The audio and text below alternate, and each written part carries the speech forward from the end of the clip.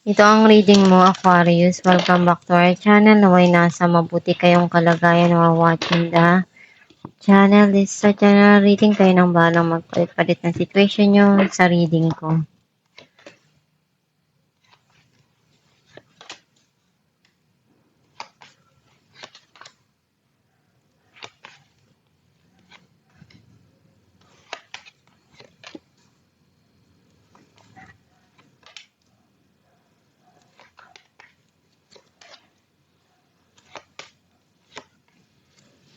At the bottom of the deck, 9 of Swords.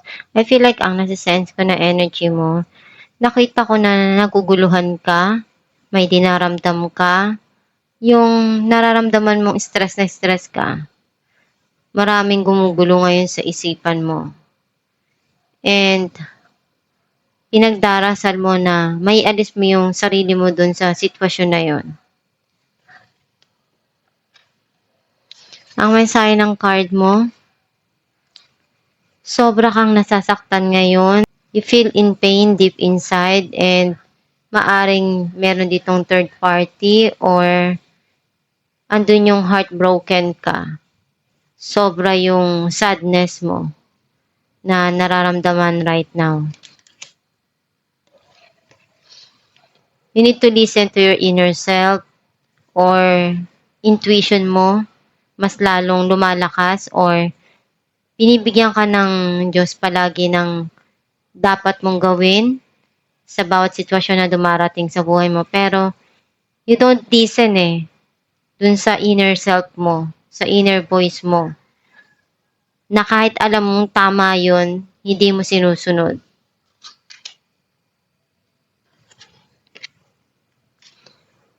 Meron ditong gusto mong simulan na gawin at handa ka na gawin kung ano yung kailangan doon sa sitwasyon na yon.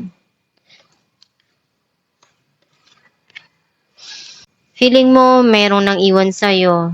Gusto mong sabihin kung ano yung nararamdaman mo, pero wala kang masabihan ng nararamdaman mo. Walang nakikinig sa kung ano yung nararamdaman mo or gusto mong ipaalam kung ano yung nasa isipan mo at nararanasan mo ngayon.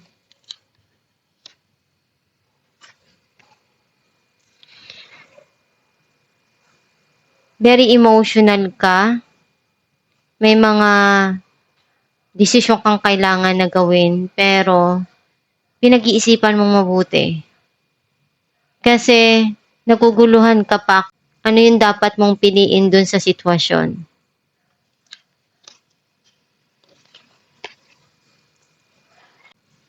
Tinitimbang mo kung ano yung dapat mong unahin Naguguluhan ka. You feel undecided dun sa mga gagawin mo. Urong-sulong ka. Hindi mo alam kung ano yung gagawin mo. Paiba-iba yung desisyon mo.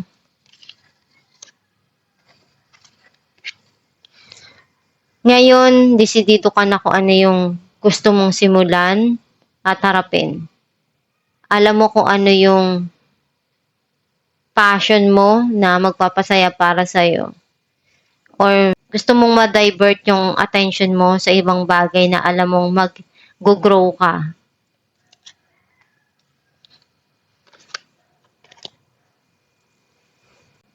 Unti-unti kang makakawala dun sa naramdaman mong pain. Andito yung success and victory para sa'yo. Kung ano yung naranasan mo na hirap, sakit, makakaalis ka din dyan. Mai-remove mo rin yung sarili mo dun. Clarify natin ang 3 of Swords. The Empress and 6 of Pentacles. Na-realize mo na bakit ko iiyakan yung isang bagay na hindi ko deserve. Dapat worth it yung luha ko na hindi ko sasayangin sa isang tao na sinasaktan lang ako. And para sa'yo, may mga bagay ka ngayon na gusto mong ibigay para sa sarili mo na magpapasaya para sa'yo. Clarify natin ang the Fool. King of Wands and Ace of Swords. Unti-unting nanunumbalik yung passion mo dun sa mga ginagawa mo. Ngayon, handa ka na gawin lahat ng makakaya mo para dun sa mga pangarap mo. Ngayon, unti-unti nang nalalaman mo kung ano yung dapat mong gawin para dun sa mga goal mo sa buhay. Clarify natin ang the Moon. 7 of Wands and 10 of Cups. Hindi ka basta-basta susuko. Kahit alam mong maraming gumugulo sa isipan mo or nagpapagulo dun sa sitwasyon, hahanapin mo kung ano yung magpapasaya para sa'yo. Clarify natin ang Ace of Wands.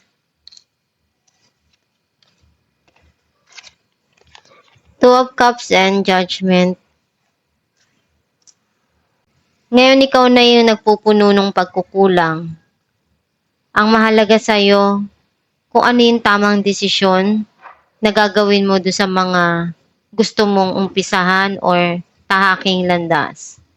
Alam mo kung ano yung kailangan sa bawat path na tatahakin mo sa buhay.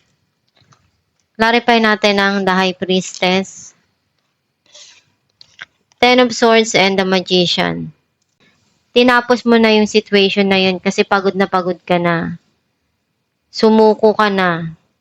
Na-burnout ka na. Kaya para sa'yo mas gusto mo nang tapusin yung mga bagay na magpapabigat pa dun sa sitwasyon. And ngayon mas gusto mong gawin kung ano yung sa tingin mo mas magpapasaya para sa'yo. At alam mo sa sarili mo na iyon yung nararamdaman mo na mas makakabuti para sa'yo. Clarify natin ang 5 of Pentacles, 2 of Wands and 5 of Swords. Marami ka pang pangarap na gusto mong maabot sa buhay or may hinihintay kang bumalik sa buhay mo. Pero alam mo na kailangan na nabaguhin kung ano yung mga nangyari sa nakaraan. Kasi para sa'yo, sobrang daming gulo.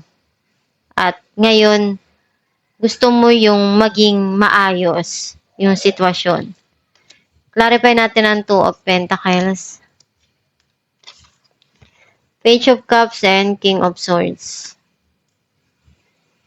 Hinahanap mo yung taong magbibigay sa'yo ng tamang pagmamahal para sa sarili mo, para sa'yo. Clarify natin ang 6 of Wands, the Fool and Queen of Pentacles. Ngayon handa ka na para sa sarili mong kaligayahan, sa pangarap mo. Hindi ka basta-basta susuko para dun sa dream mo, sa goal mo. Gusto mo mag-success at maabot mo kung ano yung matagal mo nang pinapangarap. Alamin natin kung anong mensahe para sa'yo. When I merge my desire with faith, I can take action from a place of peace rather than control. Ang mensahe para sa'yo na kung ano yung desire ng puso mo at sa tingin mo iyon yung bigay sa'yo ng Diyos Ama. Andun yung paniniwala mo sa Diyos. Ikaw lang yung tanging makakagawa ng mga gusto mo sa buhay at wala namang iba.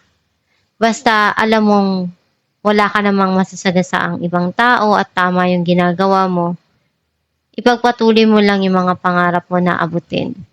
And kung alam mo naman na masaya ka doon at andun yung peace of mind palagi para sa'yo, gawin mo lang palagi yung makakaya mo para maabot mo yung mga pangarap mo. And huwag kang susuko. Magdasal ka lang palagi. Every time na pinanghihinaan ka ng loob at andyan lang ang Diyos para sa'yo. At itong yung reading Aquarius, kung nakaresonate ka, kindly comment down below. Thank you for watching.